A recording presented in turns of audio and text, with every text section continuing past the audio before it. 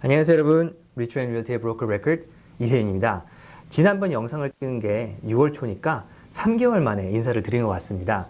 제 손님들은 아시겠지만 저희 회사가 밴쿠버로 브랜칭을 준비 중이어서 제가 6월엔 밴쿠버에 있었고 7월은 코비드에 심하게 걸려서 한 달 동안 일을 못하고 그렇게 거의 2달 동안 자리를 비우다 보니 8월부터 최근까지는 일이 많이 바빠 유튜브 제작을 못하고 있었습니다. 그래서 오늘은 짧게 그간의 뉴스들을 정리하고 현재 전체적인 상황과 부동산 마켓에 대해서 이야기해 보도록 하겠습니다.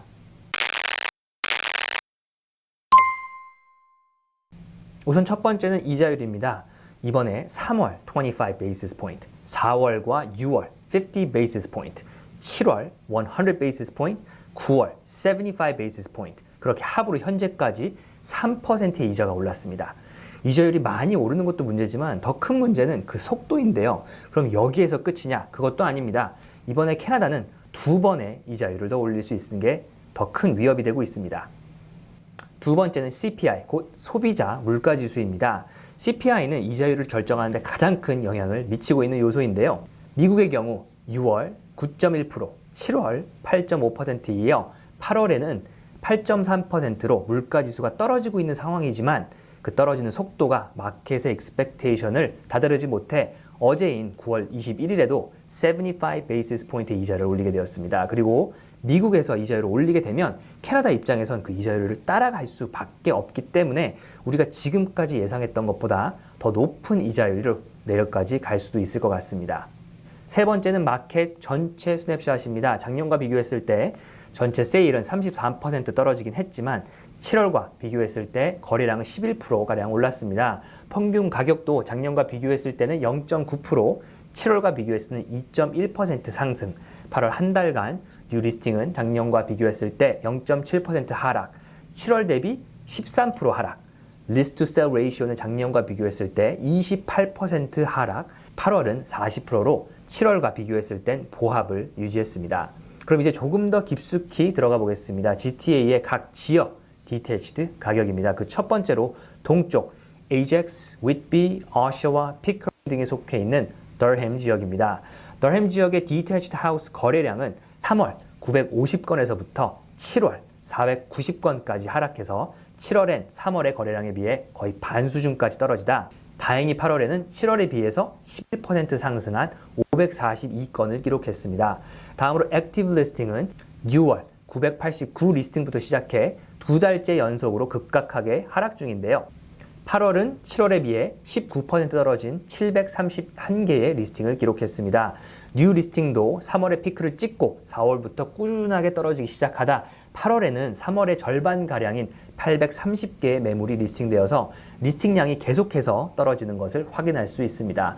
평균 가격은 이번에 피크였던 2월 138만에서 시작해 7월까지 5개월 동안 계속해서 떨어지다가 8월에는 7월에 비해 4% 상승한 101만 불을 기록했습니다. 하지만 HPI 인덱스는 8월에 집값이 올랐다는 average price와는 다른 데이터를 제시하고 있습니다. 4%가 오른 것이 아닌 3%가 오히려 떨어진 것으로요. 이것은 8월 한 달간 프라이스 포인트가 조금 더 높은 집들이 낮은 집보다 팔린 수가 더 많아 이렇게 나타나는 것으로 풀이됩니다. 하지만 최근 마켓에서 집을 쇼잉하고 집을 구매해온 중개인의 입장에서 말씀드리자면 8월 마켓은 7월에 비해 분명히 마켓 상황이 좋아졌던 것은 사실입니다. 다음은 밀튼, 버링턴, 옥빌이 위치한 헐튼 지역입니다. 우선 거래량입니다. 헐튼 지역도 더햄 지역과 마찬가지로 거래량은 소폭 증가한 302건을 기록했습니다. 이는 3월부터 4월 동안의 하락 후에 찾아온 상승인데요. 액티브 리스팅은 작년 12월부터 지금 이번 해 6월까지 계속해서 상승하다가 7월에 이어 8월도 6% 하락한 788개의 집들이 리스팅되었습니다. 뉴 리스팅은 3월에 1148개의 리스팅으로 피크를 찍고 하락 중인데 6월에서 7월까지 34% 하락 후 8월에도 계속해서 리스팅 숫자가 떨어지고 있습니다. 에버리지 가격은 이번에 1월 194만 불에서 계속해서 하락해 8월은 151만 불을 기록했고 이는 작년 8월과 비교해도 2% 하락, 7월과 비교해도 2% 하락인 것으로 나타났습니다. 마지막으로 HPI 인덱스인데요. HPI 인덱스도 average price와 같은 하락세를 보이고 있고 이는 동쪽 더햄과 같은 방향으로 가고 있는 것으로 보입니다. 다음은 한국 분들이 많이 살고 계신 Vaughan, Richmond Hill, 마컴이 위치한 York region입니다. 거래량은 Durham, 헐튼과 마찬가지로 7월에 비해 28% 오른 568건을 기록했습니다. 그리고 액티브 리스팅도 역시 5월에 1761개의 건을 찍고 계속해서 하락해서 그 숫자가 하락세에 있습니다. 그리고 뉴 리스팅 역시 높은 하락을 기록한 7월에 이어 다시 8월에도 계속해서 하락세를 유지하고 있습니다. 그리고 이를 반영하듯 에버리지 가격도 그 하락의 슬로프가 완만해져 가고 있습니다. 하지만 HPI 인덱스는 에버리지 가격보다는 조금 더 가파른 10%의 하락을 나타내고 있습니다. 다음은 베리, 이니스필, 브래드포드 등이 위치한 북쪽의 심코 카운티입니다. 거래량은 3월 268건에서 7월까지 계속해서 하락하다 8월에는 148건으로 다시 소폭 상승했습니다. 액티브 리스팅은 이번에 1월부터 계속해서 상승하다 7월부터 하락해 8월에도 계속해서 하락을 이어가고 있습니다. 뉴 리스팅도 액티브 리스팅을 반영하듯 7월에 이어 소폭 하락했습니다. 평균 가격은 2월부터 꾸준히 하락했지만 8월은 7월에 비해 보합을 유지했습니다. 그리고 HPI 인덱스도 평균 가격과 같은 곡선을 보이고 있습니다. 다음은 토론토입니다. 8월 토론토 디태치드는 3월부터 7월까지 계속된 하락 후 8월에는 7% 상승인 511채를 기록했습니다. 액티브 리스팅도 7월에 이어 8월에도 11%가 넘는 하락이 이어졌고요.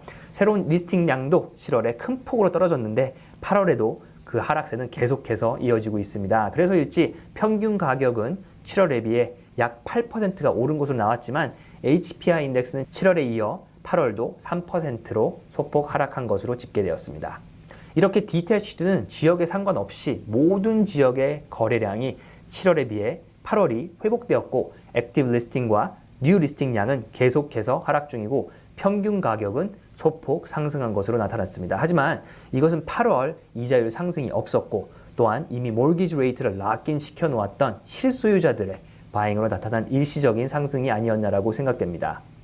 왜냐하면 9월 초 뱅크 오브 캐나다의 이자 상승 이후 마켓은 다시 한번 급격하게 얼어붙고 있기 때문입니다.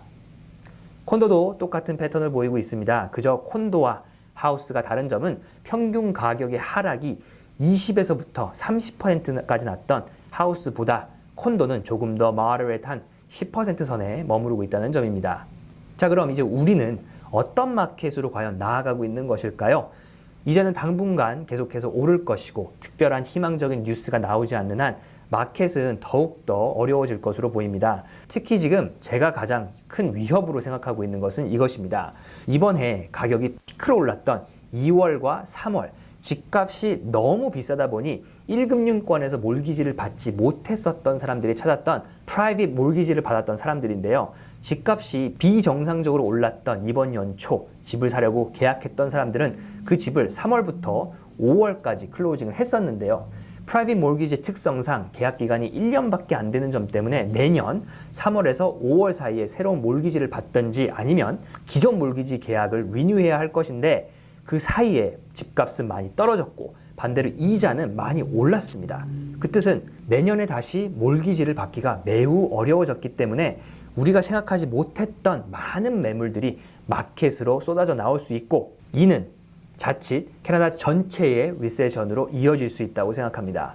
우리가 여태까지 주택시장에 그간 많은 어려움들이 있었지만 이것이야말로 우리가 지금까지 경험하지 못했던 새로운 영역으로 들어가는 것이 아닐까 싶습니다.